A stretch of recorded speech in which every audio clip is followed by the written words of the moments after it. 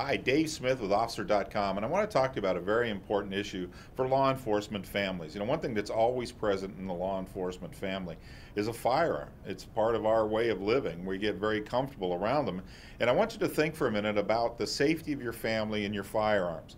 We always talk about, well, you got to keep it out of reach. We should do this, we should do that with a firearm. And it's tough to come down with a single rule of thumb for how your family should be dealing with your firearm, depending on, how big is your family? What are the ages of your children? Have you trained your children? I believe the safest children around a firearm are people that are, all people, including your spouse or your partner, is that they should be trained in the use of firearms. Certainly no child thinks it's a toy once he or she has fired a real firearm.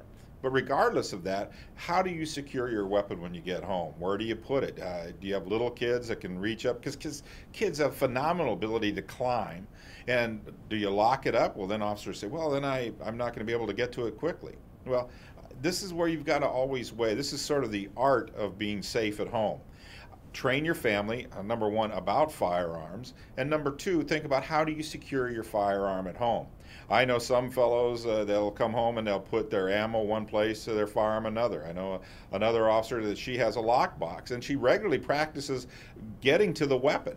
And that's a good idea. If you have to get it quickly, you're going to remember the code quickly. And you want to make that, again, a habituated response. So you don't have to think about it. Your fingers just dance on the numbers, and the lockbox comes open.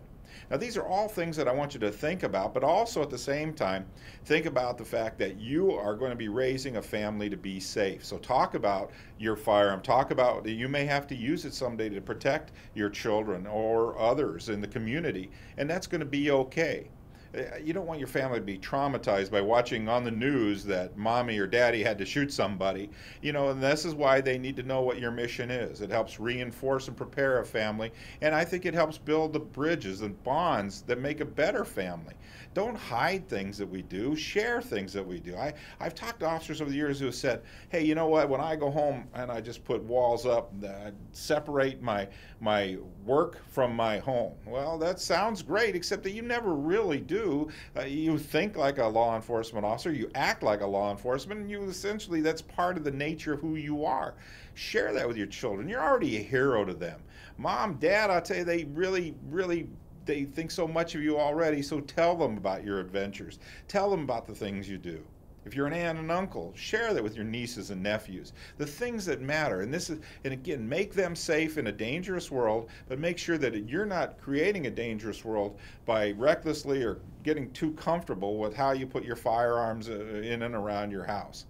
Now, these are just things I want you to think about, but also start talking to the people you love about the things that you are going to be doing on the job, and also how they can help keep you safe when you're out there. Remember, in an off-duty status, your children are often going to be as alert or maybe more alert than you are. You're going to be in, say, condition white, thinking about what you got to get at the store.